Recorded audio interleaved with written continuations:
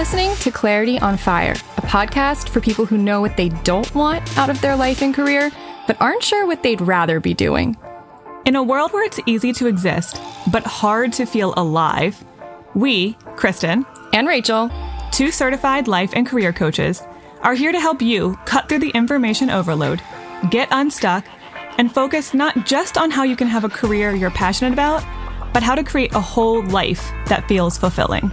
So join us here, where we serve up inspiration and down-to-earth wisdom in a way that only two best friends can. We want you to experience the relief of knowing that, yes, you're allowed to want more out of your life and career. And no, you don't have to wander through the dark anymore. Our job is to light the fire that shows you the way. Let's go.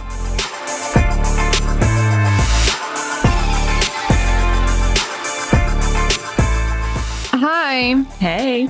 Oh, how was London? Kristen was just in London yet again. Now, let me remind you, as she has shared before, because I would be annoyed with someone who is constantly going to other countries and traveling and living a life that looks bougie. And, actually, you don't actually live a life that looks bougie to anyone because you're not posting about any of it. You're like far from an influencer, but you do talk about it. And people are probably like, what are you doing? And I just want to remind you that Kristen tags along on a lot of her husband's work trips and gets to go for like a very discounted rate. And so she just goes to a lot of places, which is great gig if you can get it. 90% of my travel is me tagging along with my husband. And I don't even go on all of his trips. He travels a ton for his job. And so when it's a cool place like London or Paris or Hawaii, I'm like packing my bags, ready to go. When he's like, I'm going to go to St. Louis. I'm going to go to Fort Lauderdale. I'm like, okay, see you in a few days. Sorry to all of you who live in St. Louis and Fort Lauderdale. No shade, but like, there's no thanks. It's not a touristy place necessarily. So yeah. This is not like, we just love traveling and we just go all the time. It's like his work is paying for it. And usually if we just pay for a plane ticket for me or just put it on points, I get to go for almost free. So love that. So you just came back from London. London was awesome. Well, the weather was horrible, but that's London. In March. March. Yeah. You've been to London once before. For the same conference. For the same last year. But you went to different places this time. You went to Oxford. Wasn't Oxford lovely? Loved Oxford. Went to the Cotswolds. That I haven't been there yet. I'd really love to go to the Cotswolds. So beautiful. They're just tiny little villages. There's nothing really there. They're just beautiful. Remember a year ago or so when I got like obsessed with this murder mystery series on Audible that's like set in the Cotswolds, and it's like this guy who solves crimes with these two old ladies who also like own a bakery, and I'm like, you can when you go there, I'm sure you can picture that exactly. 100%. And everybody would know everybody. Yep. Each little town is so teeny. Yeah. But they're so beautiful. Apparently, Henry Ford once visited one of these tiny towns in the Cotswolds, loved it so much, he wanted to literally break down every house and every shop and transport it back to America and rebuild. And I'm like, couldn't you have just gotten the architectural plans? No, but he wanted the original buildings. Original buildings, transport them, and obviously that didn't end up happening. But he had bought a cottage. He had the money to do it. He could have done it, but apparently England put all kind of regulations in place for protecting some of their most beautiful areas. Well, that's good. So he was not legally allowed to do that, but that's how beautiful they are. Wow. Well, he got himself a cottage. I can't imagine he was there very often. I'm sure he can't work remotely when you're Henry Ford. What is he working by telegram? Morse code? But I think he did recreate like the chapel or some iconic building back home, but not the whole village. Well, that's a fun fact. There you go. I also took a tea workshop in London. Oh man, that night I bored my poor husband for an hour with all of these factoids about tea and tea culture and tea history. And I just nerded out about tea. Did you have high tea at least once? I did. Of course. Great. And that was separate. I did a tea workshop. Obviously. And then I did high tea or afternoon tea. On two separate days because in London. I can't emphasize enough how important afternoon tea is. I want to bring it back to my life here. I want every afternoon to have a series of little sandwiches and cakes and about 3 different teas at least to try. But it's a whole lot to recreate every day. It is. I had high tea on my birthday last year, and it is so nice. It is just the best little ritual. I love it. And last time I went with 2 women. This time I went with James, my husband, and he was like, so this is just what we do. It's like, you just sit here and just eat. And it was hours. I mean, it took 2.5 hours, I think, to really do it properly. Yeah. And he was like, sit and you chat, and you drink tea, and you eat little. Is there more to it? I was like, no, this is it. He's like, it's a meal. Love it because each little thing is so pretty. And I was like, yes. And also you get to eat so many things. So many. Because they're all so tiny. and all the teas you want, white tea, black tea, herbal tea, whatever kind of tea, they'll just keep bringing it to you. Right. Like that is the selling point. I don't know how to explain this to you. That's it. He's like, okay, I mean, it's nice, I guess, but he didn't appreciate it the way a woman would. Well, I'm sure there are some men who appreciate tea or high tea, but like, I don't even think all women would understand or appreciate this, but I appreciate and understand this deeply. So I do feel like my soul is British. Well, your last name was super British, and you look like you belong from there. My ancestry is probably half English, so yeah. So makes sense. Anyway, I'm glad that you had a good time. Drank a lot of tea. The joy of being an introvert who likes to travel is I love to travel, and then I love to come home. Both are great for me. Like I'm not like, oh man, I got to go home now. No, it's like great. I get to come home now. But then I also love to go. It's like best of both worlds. Best of both worlds. That's great. Yeah, it is good to be home now. Okay, well, that was just a life update. But okay, this is Dear Krachel, our monthly advice column. And we should get into it because I am on a time schedule today. And these questions, some are meaty. I mean, I think we have to gonna watch the clock. Yeah. Because you know us, we can go on, but we gotta get to the point. Okay, do you want to read this first one? Sure. Okay. Dear Krachel, I am such a thriver, but I'm a conflicted one. I'm currently 4 months pregnant with my first baby, and my husband makes a very good salary. He is fine with me being a stay-at-home mom, which you'd think fits perfectly with my thriver energy, right? But I feel so guilty not bringing in income and or healthcare and quote unquote only managing the family. How do I accept that this could be perfect for my thriver self? This is from Guilty Thriver.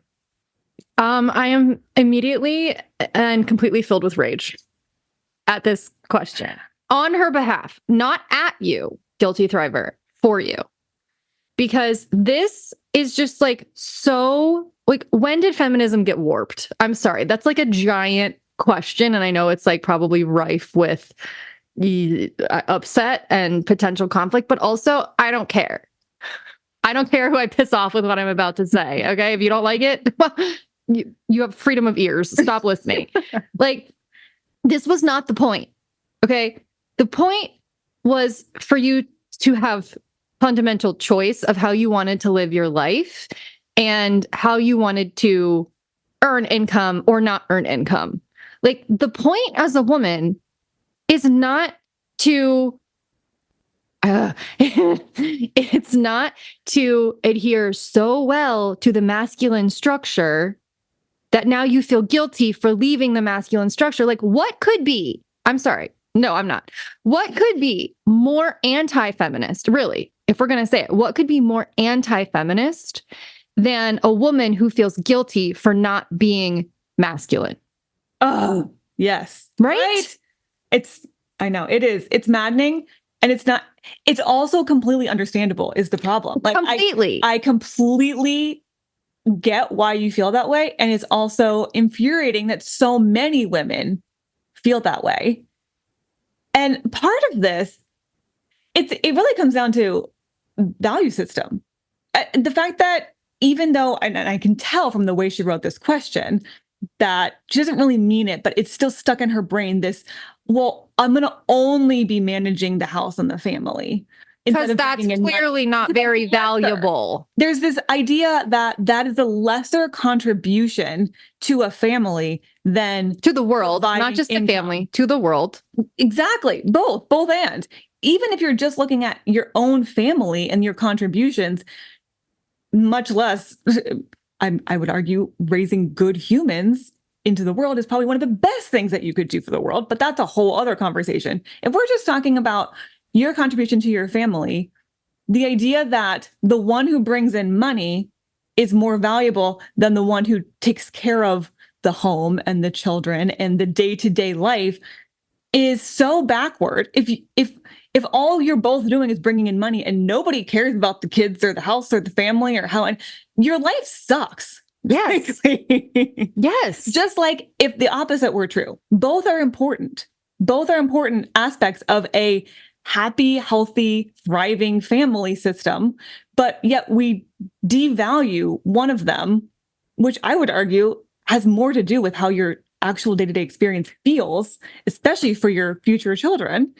And another thing that's coming to mind here is, okay, so let's say you decide out of guilt, I'm going to go back to work and make money.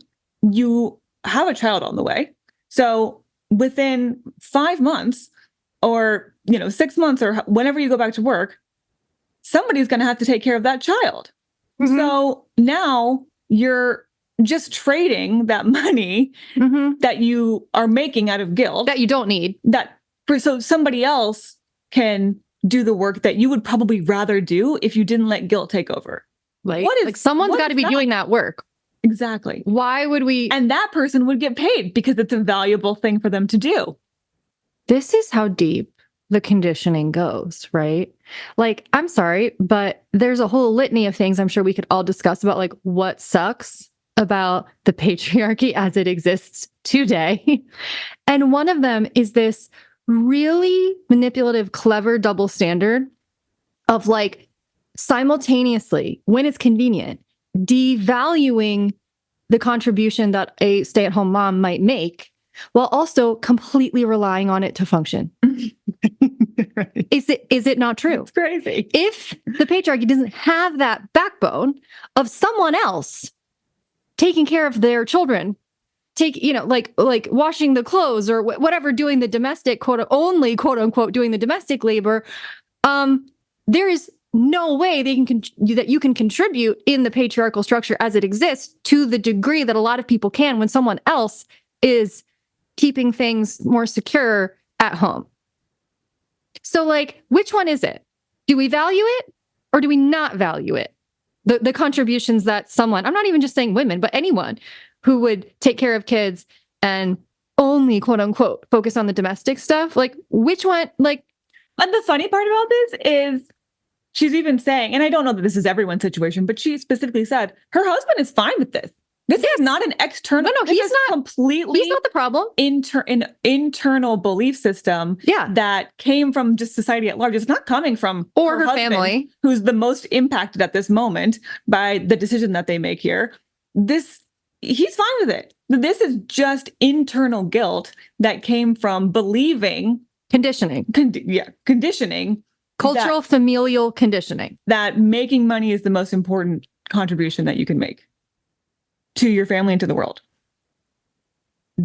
So what's beautiful about this is all you got to do is see it from a new perspective internally and become at peace with this. Mm-hmm.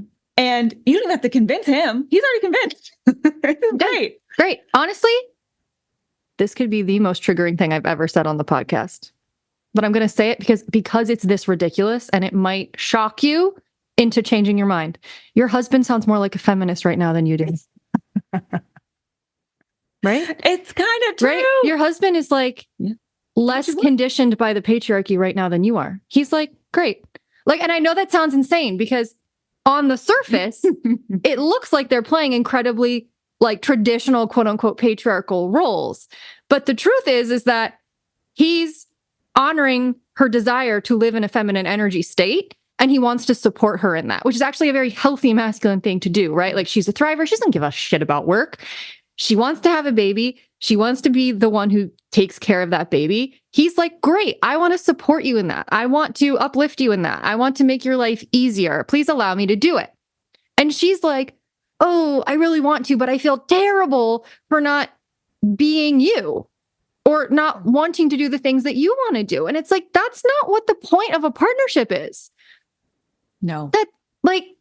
It's to support one another. And frankly, complement one another. He's supporting that decision. Now you have to support yourself. Yes. In this decision. Yes. And part of this, I do recognize part of this is maybe just discomfort with something that you've never experienced before. So if you've always in your entire adult life, maybe even before that, I know a lot of us had jobs as teenagers.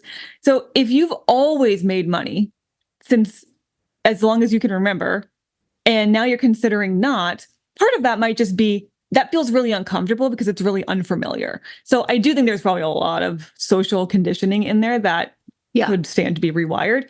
But I also think if you gave yourself, let's just say you gave yourself a year. I want to do this for a year so it's not as unfamiliar. I want to feel, maybe it's a little uncomfortable at first. What do I do with myself all day if I'm not working? Or you have to get into new rhythms. You have to get into a new mind. You have to get comfortable in a new reality that you've never had before. And after a year, if you're like, this is great. My Thrive for Yourself is thriving, loving this, loving the stay-at-home mom thing, loving the taking care of the home thing. Great. This is working great. And it's not as unfamiliar. Now move ahead. Now, if after a year, maybe you do get a little antsy, maybe you're like, okay, I thought I would like this, but maybe I actually want to make a new decision now. That's fine too. Now you're making a decision from having experienced this reality and not just preemptively letting guilt make a decision for you. Right. As long as the reason you're antsy a year or two from now isn't still because of the guilt. Yeah. It's still because I should get back into the working world. You still have to heal that. You have to heal the guilt because making a decision from guilt is never aligned. Never. You have to heal the guilt, but you might also have to give yourself permission to try something that feels really uncomfortable and new and give it time to settle in a little bit. This is a very normal thing that I've coached a lot of people around, not this particular situation per se, but the detoxing from guilt that happens when you're deconditioning yourself from the patriarchal structure as it currently exists. Like the withdrawal symptoms that we have of unplugging from that productivity and force and striving and competition and all of the stuff that makes it really misaligned with those of us who value feminine energy. It is a journey. And you will feel like you are rebelling, but it is a good rebellion. And I want to remind you that if your conception of being an empowered woman involves looking masculine and having to act masculine, that is not actually, I think, what it means to be an empowered woman. I think most of what I've seen recently involves women reconnecting with the feminine energy that has been shamed out of them by not just men, but other women too, who are also bought in to the patriarchy in a really negative, toxic kind of way. So like your mission right now should be to reconnect and take ownership of and take pride in and feel, not guilty about your desire to live in a more feminine energy state of flow, of like, I get to receive. I don't have to be the one who's providing all the time, even though you're going to be providing plenty of nurturing and support and care to the people in your life, which is incredibly valuable and the world revolves around it. And if that fell apart, no one would function. And let's not act like taking care of a newborn and a harder job than whatever your husband's doing. And whatever job you've been doing, probably. Yeah. So let's not undervalue what that really takes, because that is a job. And we know it's a job because we employ people to do it. It is a paid job That's what daycare is. That's what, Yes. that's what Some nannies people are. do get paid to do this job. Exactly. If they didn't And you would have to do that. You would have to pay someone as well. Yeah.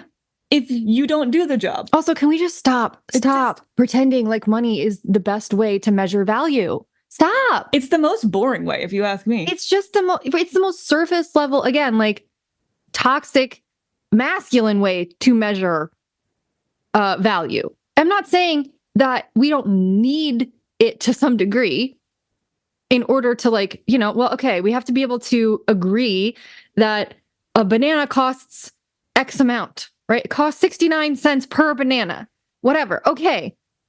We got to agree on that so that we can trade bananas. But it's not the only way that a human should be measuring value, especially when it is about your worth as a person or your identity. It should never come into the equation about what you're worth or what the value that you can contribute to the world or your family is. There's one more thing that might be going on here. I'm not sure it is, but I can see this in certain scenarios. So if you, guilty forever, identify as a people pleaser, what I have seen a lot in my clients is, and in my, I've been fighting people pleasing my entire life too. So what can happen sometimes is you might, when somebody tells you this is fine, but in your mind, you're like, but what if it's not, what if my husband says he's totally fine with this, but then when I actually am not bringing in an income, he's going to be resentful of me. Yeah. So you don't believe people at their word. You still fear they're not telling you the truth. And what's really especially funny about this is men in particular tend to be just the way that their brains are wired. They tend to just kind of tell it like it is. To be honest, if anything that you've read, if you've read anything by Alison Armstrong, she'll say women are more likely to say something, but be like, oh, that's fine. Women are more likely to be people pleasers, frankly. And that's probably societally built in. We won't even get into why. But usually men are like, if they say it's fine, it's fine. It is fine. Yeah.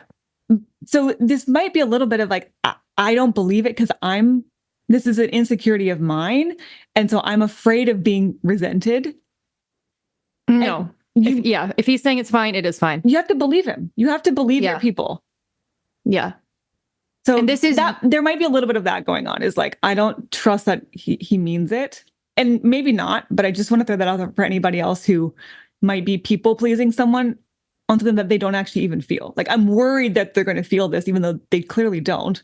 But I'm going to people please something that's not even real. Also, I just want to remind you that, and this is something that a lot of people, I don't think, understand. A lot of women, we can't really relate to it. If your husband, which he sounds like he might be, has a fair amount of healthy masculine energy, he actually enjoys the process of providing for your needs and your future baby. Let him do it. You know what I mean? Don't take that away from him. That's something he actually enjoys and finds purpose in. So Don't take that away from him. Yes. If that helps you, give you a motivation for allowing yourself to receive, then remind yourself that he actually really likes giving and he needs me to receive it in order to feel more purposeful. That not only will he very likely not be resentful, he'll probably be grateful for the opportunity to provide for his family, the people he loves the most, his future child. Which I personally can't relate to because that sounds like a lot of work and I don't want to have to do that. The sole responsibility of doing that sounds like the crushing weight I don't want. But if you have healthy masculine energy and a lot of it, that doesn't sound like crushing weight. It's energizing. It's motivating. Yeah, it's motivating. And so let him be motivated by that. Thank God there's masculine and feminine energy. Thank God. In its healthy versions, right? Exactly. So your job is to rebel.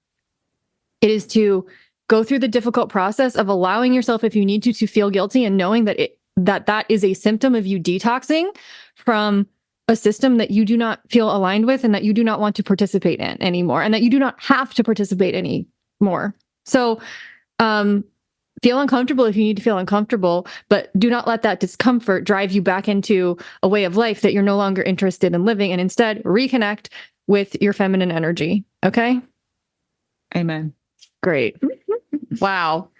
I hope I pissed a few people off because otherwise, what is the point of podcasting? Okay. This one is long, so hang in there. Dear Krachel, I've quit 3 jobs in a year and have regrets. A couple of years ago, I had a very traumatic breakup with my career of more than a decade. I just could not keep doing the work I was doing and suffered complete burnout. At the same time, I went through a very hard period in my personal life. That, coupled with bullying, coercion, and manipulation in my workplace, left me barely able to function. Somehow, though, I was given a job in a different industry that came with good pay. I went in with good intentions, but since I couldn't control my emotions and anxiety, I ended up making a total ass of myself. I would have blowups at my supervisor, ignored the CEO, and complained about the work I was asked to do. When confronted about my attitude, I picked apart everything that was wrong with the company and made my departure. After that, I struggled to find another job and eventually settled for one with terrible pay and hours that came with a narcissistic boss. After being abused and manipulated by him for a year, I told him what a terrible boss he is and left. Surprisingly, I got a new job within a week, but quit after 1 day. The job duties did not match the job description posted, and my boss just threw me at a desk and left on my first day with 0 instructions. I stewed over it for a few hours and then quit. Now I've been applying to jobs, but I'm filled with regret over leaving that first job. I can't go back there, but I can't shake the feeling that I screwed up my one good chance. I know it had nothing to do with the job and everything to do with the fact that I just wasn't ready to give myself to the role. I've done a lot of work to find myself and thought I was in a much better place before quitting my new job. How can I move past this and secure a role that actually feels right? Thanks, Sensational Quitter. I love that name she gave herself.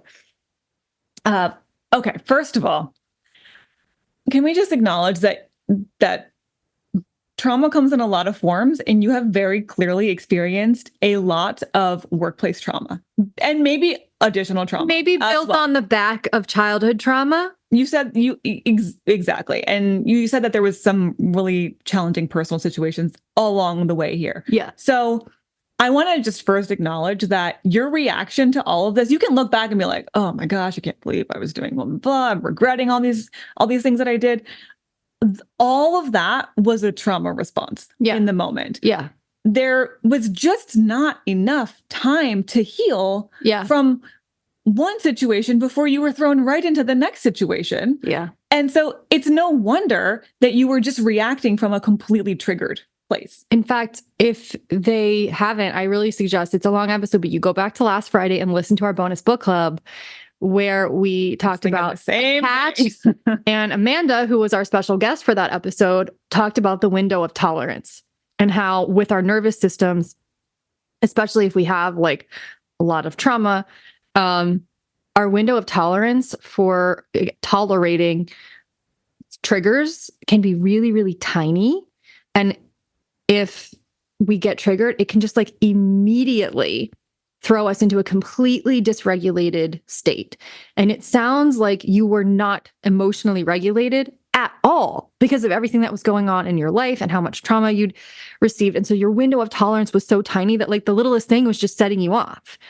And your nervous system was out of whack. It was a mess. And how could it not be? Given the whole series of events that you just laid out, of course your nervous system is on edge constantly. Yeah. So you really, in that state, can't respond from once you're triggered, once your nervous system is completely dysregulated, your hormones are all over the place. In that moment, there's not a lot you can do to be calm and reasonable and level-headed. And let's think about this from all perspectives before acting. You've regressed into like a 3-year-old child. Yeah, throwing tantrums They're bound to happen. So I want you to just give yourself a little bit of grace for that version of you, that if you had been more regulated, you would have responded very differently. Yeah. You would have made different decisions and you might have attracted different jobs.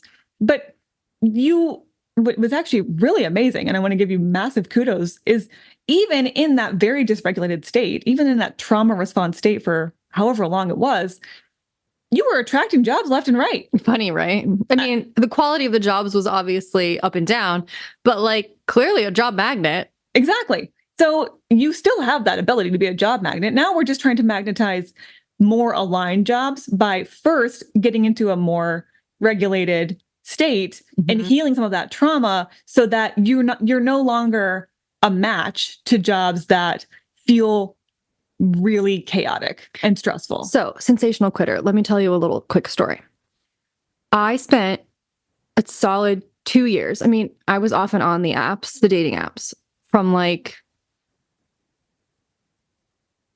really, it was like January 2021 until like August, whatever, September of 2023.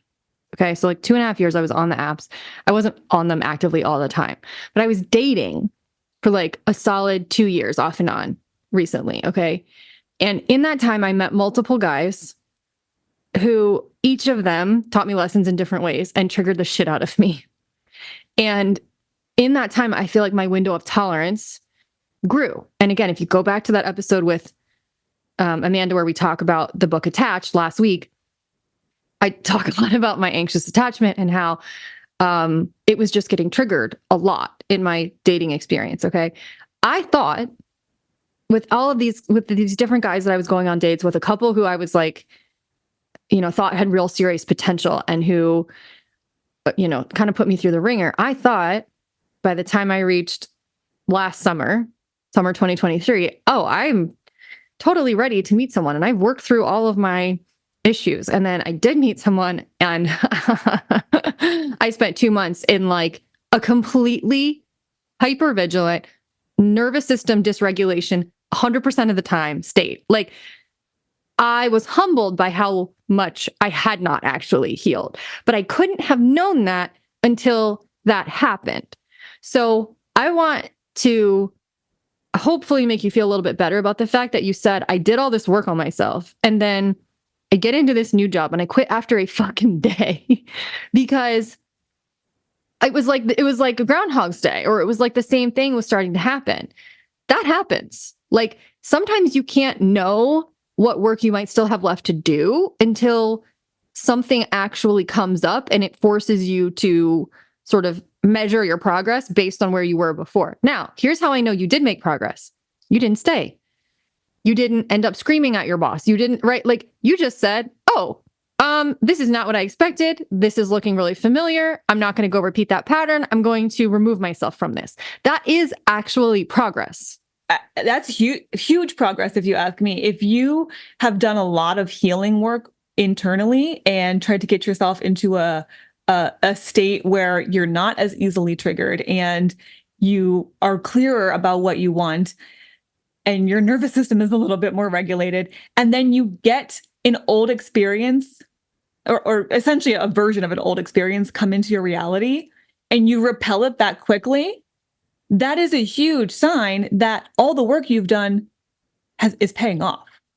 So it might feel like, oh, here I am back again where I was, but you're not back again where you were because you had a very different reaction this time. You saw, this is familiar. All the same red flags are popping back up, but you know what?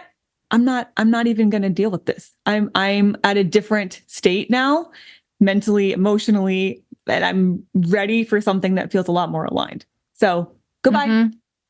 That's actually a sign that it's working, not a sign that it's not working. Yeah. Okay. So how can I move past this and secure a role that actually feels right? Okay. One question.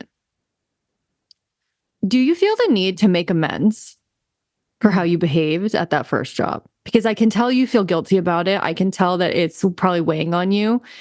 Maybe, I'm not sure what's weighing on you, how you behaved and how some of those people may have perceived you. I obviously know that you think that you ruined your one good chance.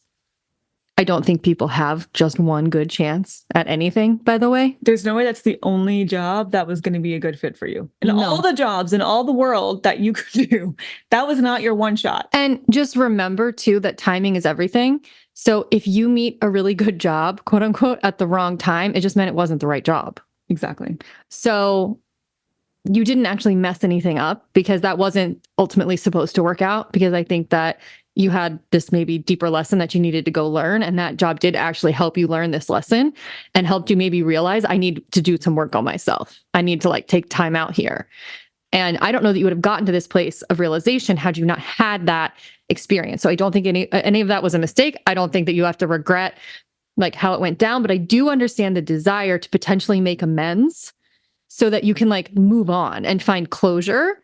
And that, I don't know, but there's just a part of me that's wondering, And amends can be physically with the people or that you were working with, or amends can be made on your within own yourself. Yeah. You can just recognize, you know what? I don't really relate to that version of me, but I have a lot of empathy for her. Yeah. And I am going to forgive that version of me, even though I understand. You can understand why you did something or why someone else did something and have compassion and still recognize that's not how I would have wanted to act. So I forgive that. That might be enough. You may or may not have to actually communicate that to anyone. If you want to, though, you're allowed to do that. If there's a part of you that thinks that you would find some peace of mind, or that those people are like owed an apology and you don't feel like you're going to sit right unless you eventually make it, you're allowed to like go back to those people and say, hey, here's what was going on for me. And it's not an excuse. It's just, I'm realizing now that like, I was really not in a place to be doing this job, like in terms of my mental health. And I've really worked on it and I'm a lot better now. And not asking for my job back or another job. And it's nothing like that. I just feel like I owe you an apology. Like that takes a big person to do that. And if that's something you want to do, like you can do that. Mm-hmm. Okay. But how do we move on from here? Well, the good news is that you have a lot of information now about what doesn't work, and a little bit about what does. Yeah. So you have been in scenarios where you can look back and say, maybe I didn't appreciate fully some of the great parts of that job. And then you can look back and say, that was horrible. I don't want anything to do with that ever again. So you have, unlike somebody who's trying to figure out what they want, who's never really worked before, maybe they're a brand new grad, or maybe they've been a stay-at-home mom forever. Now they're looking for a totally new job and they're just trying to imagine, what would I want? Which you can still do. You have real world experience of what works for you and what is absolutely not going to work for you. So you get to use that to get much clearer about not only the kind of work you want to be doing next, but maybe even more importantly, based on what you've experienced, the environment in which you do that work, the people that you are working with and for. Mm-hmm.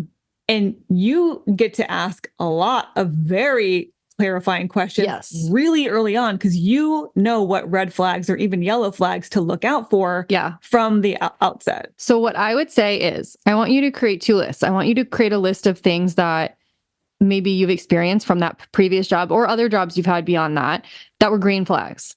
Here are things that I feel like were actually really like healthy and green flags about that position and those people.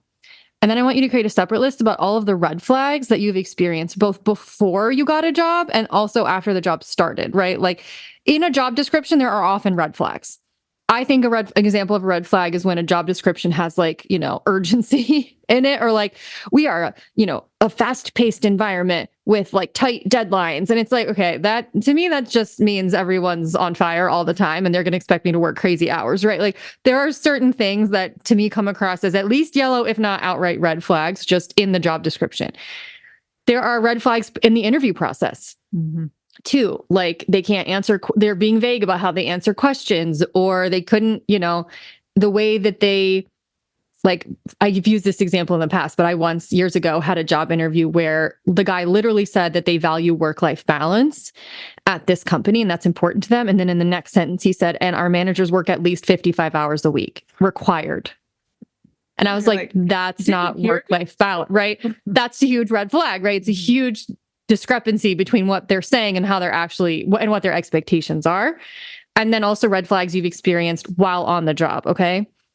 And from this, you can start to create a list of things that you need to get clear on throughout the application and interview process. Like, here are things I need to be able to, boxes I need to be able to check in terms of green flags. And here are things I need to look out for and avoid. And eventually, if I'm in an interview, overtly ask questions about, like, I really value work-life balance. Here are some examples of what I mean. I've experienced X in the past. I'm not looking to work for a company that, would treat me the way I've been treated in past roles. How do you guys value work-life balance? And if they can't answer your question in an honest, authentic way, if they're giving you vague answers, if they're clearly bullshitting you, which you should be able to tell because, just like we can tell the difference between someone who's just feeding us a line and someone who actually believes what they're saying, then like, don't ignore it. right? I mean, you said in this email to us that you knowingly settled, right, for a narcissistic abusive situation. So your next job is to have the courage to not settle for something you know is going to be a repeat of the pattern, and to hold out for something that is healthier, and to know that you deserve to be in a healthy environment again. And that's going to take a little bit of extra due diligence on your part. So forming the questions and really trying to get those answers early on. I even recommend, if you can, reach out to somebody who is not interviewing you, but just might be on your team. You find on LinkedIn, or even just in the company who might be on a different team. Don't ignore those Glassdoor reviews either. Definitely check those out. So talk to people, read reviews about the company, get that behind the scenes view. You can get a lot of intel out of interviews, but you can get a lot more out of people who are not interviewing you, who have nothing to lose by just telling you how it really is. Yeah. So do a little bit of extra Sherlock investigation earlier on, so that you don't act like you are the girl, you are someone's best friend, and they just met a man on an app, and you want to make sure he's not a serial killer. Okay. And you know exactly what that means. And that we can find you check their where Instagram, he lives. We can his LinkedIn. Absolutely. We are delving the records of his high school basketball trajectory. Who is liking his posts and who is telling him happy birthday from weirdly years ago. Like, we know his sister is a nurse, and we know which hospital she works at. You know what I mean? Like, you know how to do that kind of research. So now let's do it for the place where you want to spend hours and hours of your day, week, from here until however long you want to stay. That's worth the research. It's going to be a big impact on your day-to-day life. But the last thing I want to say before we wrap this up is this is intuitively how I feel about this question and Sensational Quitter. I really think she needs to forgive herself and release whatever shame she has left about how she behaved, because she has done something that's really difficult, which is she has taken ownership for her shittiness. Like, she knows how she behaved was messed up, and she knows why she did it. And I don't have judgment around that. I don't think you should have judgment around that either. Like, that happens. It happens when we're dysregulated. It happens when we've got trauma that we haven't processed.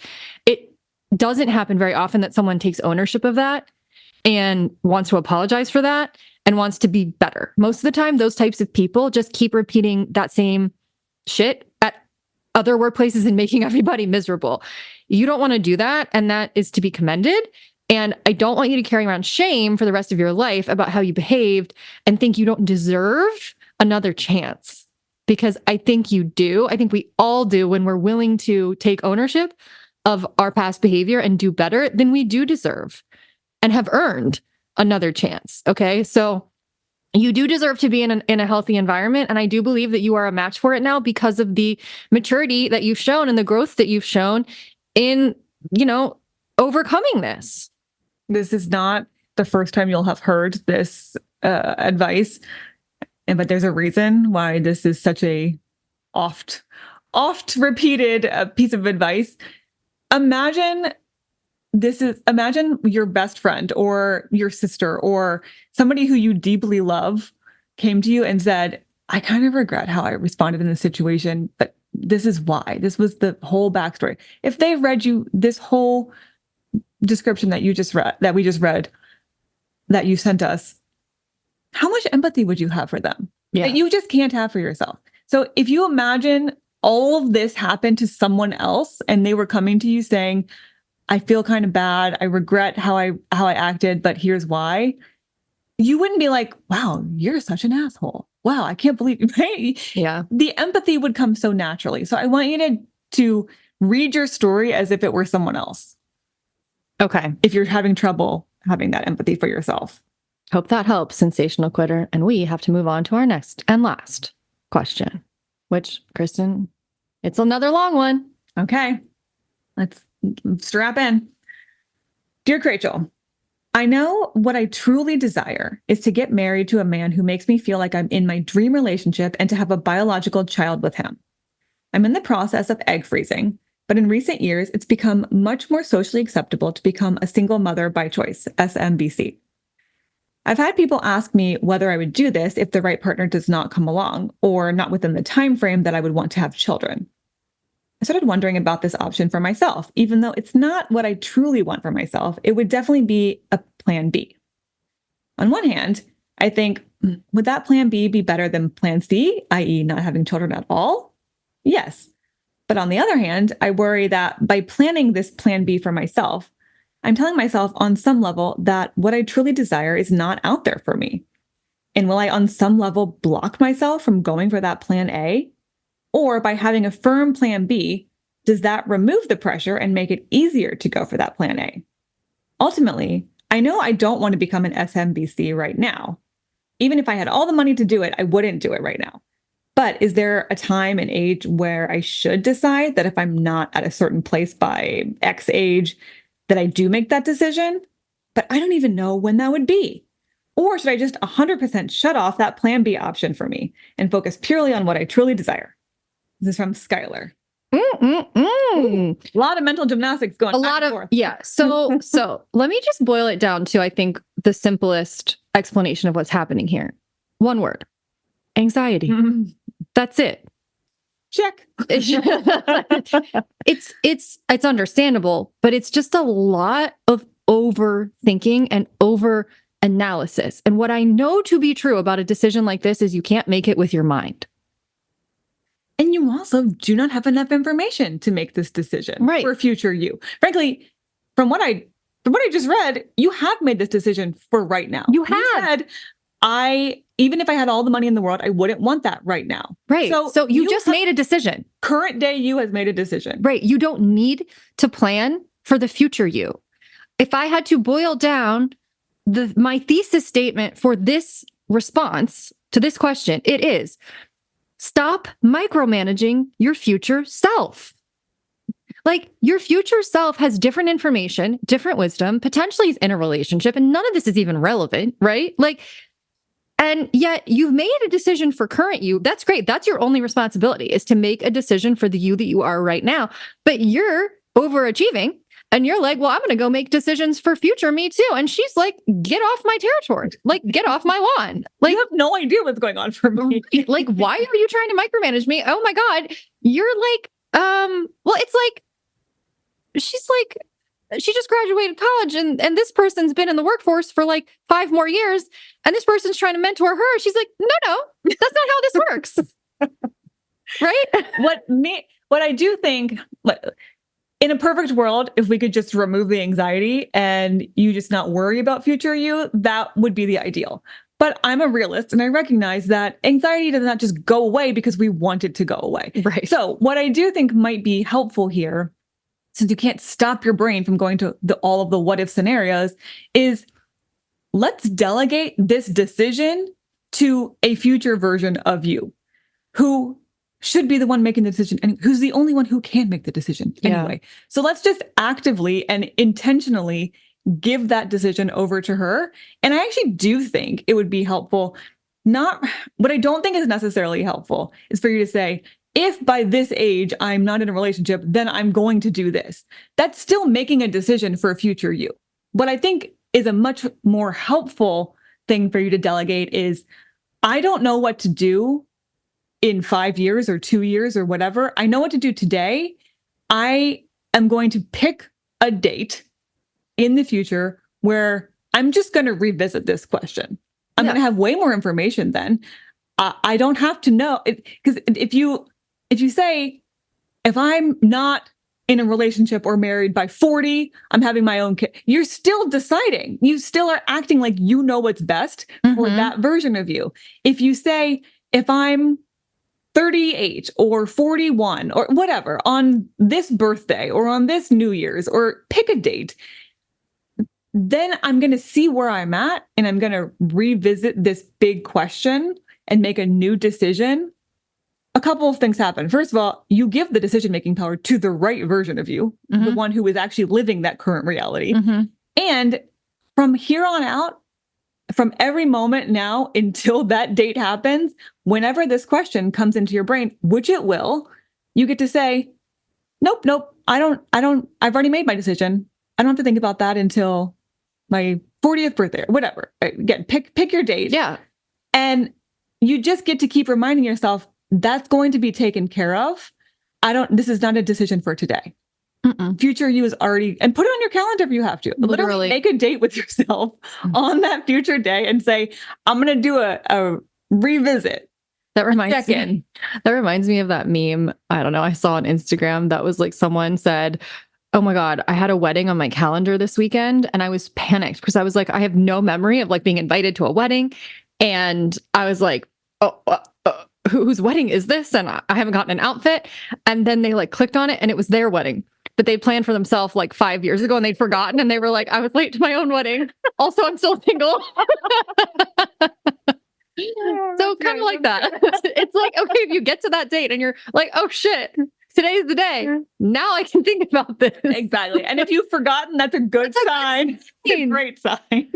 Yeah. It means it hasn't been consuming your brain this whole time. So I just want to address, like, I worry that by planning, like if I were to plan, you know, or give myself that plan B, that would somehow block myself from receiving plan A. I get what she's saying because she's a woo-woo enough girl, I think, right? To be concerned with the manifestation mechanics of this. I want to address that for a second.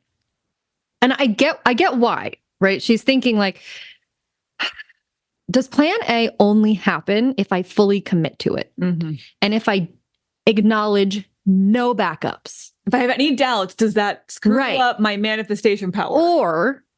Or on the flip side, does it actually, if I just acknowledge, yeah, I could do that, I could do plan B, does that actually make it easier for plan A to happen because I've taken the pressure off of, you know, needing a partner, right, to get kids, right? So either one of those could be true, okay, depending on who you are. But here's what I also know to be true. You can't pick wrong. You can't mess up the right thing. If it's going to happen, it's going to happen. If it's not, it's not. C, 3, whatever, I don't know. C3PO.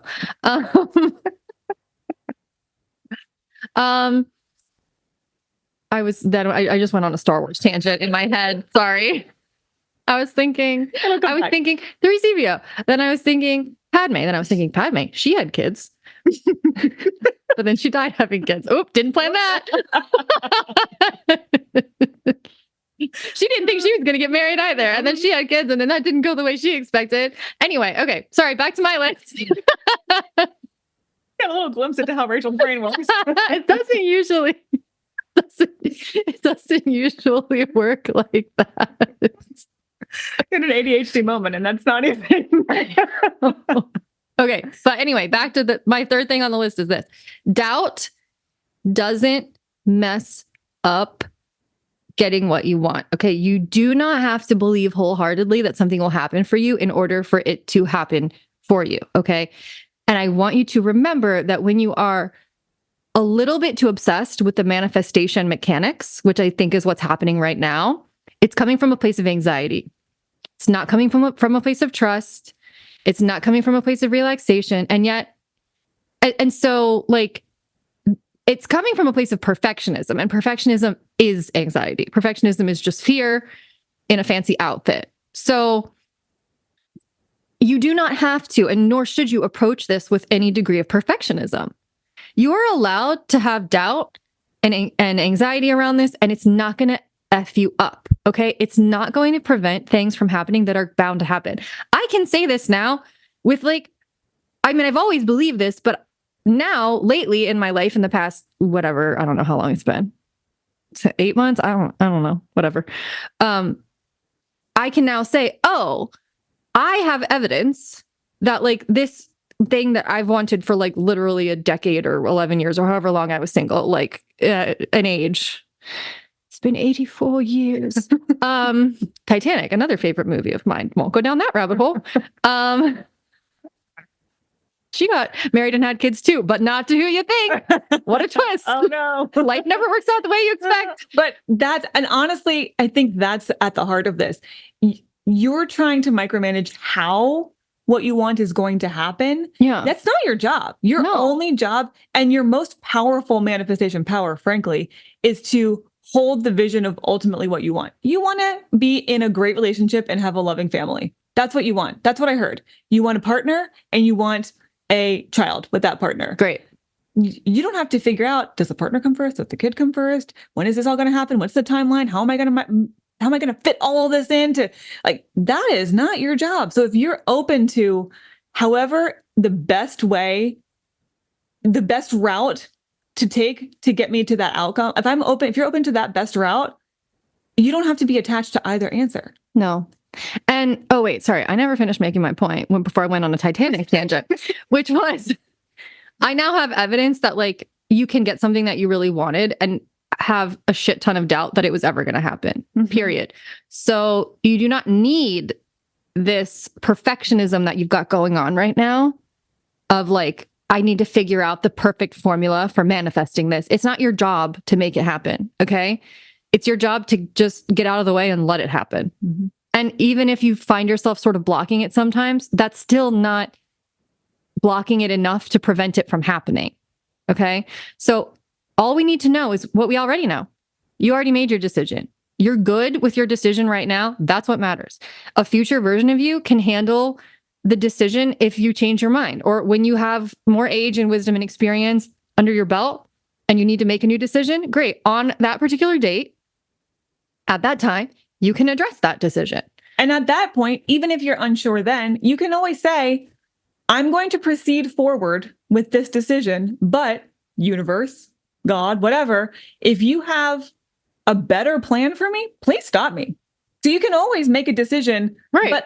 But give the universe permission to reroute you if there's a better option. So you're not the only one in control here. And I hope that is... You're not really in control at all, actually. You're not. Yeah. So just to remind you. Get the vision, but you're not in control of how it's going to get there or when or any of that. Anxiety is kind of like a byproduct of thinking you're in control, but kind of knowing you're not. And kind of freaking out because of that. Yeah. So you don't have to make any more decisions today. What a relief. You already made one. Great. Great. Good job. That's it. Cool. Future you will make a new one. Let's delegate. I love delegating. Oh, outsourcing is the best. The best. That's what our guilty thriver is about to do to her husband. Outsource making money. Exactly. So that I can take care of my and your child. Exactly. Great. And he's outsourcing a lot of stuff to her, like the raising of said baby. Exactly. Great. Partnership. Beautiful thing. Let's outsource something to future you, because you know what? She's way more equipped than you. Yeah. That's just procrastination. But the right kind of procrastination. It's actually not procrastination because you've actually made the decision. So you're not procrastinating. Okay. Well, that was a lot, but I think for everyone there. I think it was good. And if you didn't get something out of that, then well, I can't help you. And if any of these reminded you of someone who might be in a similar situation who might need to hear that, please forward it on. I think it's sometimes helpful to recognize, you know what, I'm not in the situation right now, but my good friend is, or my cousin is. And I don't always know what to say to them when they come to me with these questions, but Kristen and Rachel do. So that's always a helpful thing too, is if it reminds you of someone, pass it along. Let Krachel trigger them. Yeah, we're happy to do that dirty work. Outsource to us. Outsource triggering your friends and family to us. Delegate that to us. I am happy to do it. In fact, I really enjoy it. So send it my way. Okay. Well, with that, that was plenty to leave you with. Please leave us a comment if you... Please. Or an update if you're one of these people who wrote in, or if you've written into a previous episode. We'd love to hear your updates. So email us, contact@clarityonfire.com. You can send us a question at that email address with the subject line, Dear Krachel, or you can fill out the form that is linked in the show notes of this and every episode so that you are never far from a link to ask a Dear Krachel question at any time it occurs to you to ask one. Okay. We shall return next Friday with a brand new interview with a normal person. And this is going to be a really fun episode. I think I haven't recorded it yet, but she's just a delight. And talk about an interesting story that worked out exactly as she wanted at the last possible, and I mean last possible minute. At the buzzer. Happens like that. Love it. So if you like a nail biter, that is, I think, what we're going to talk about. So come back next week for that. And may the force be with you. Till next week.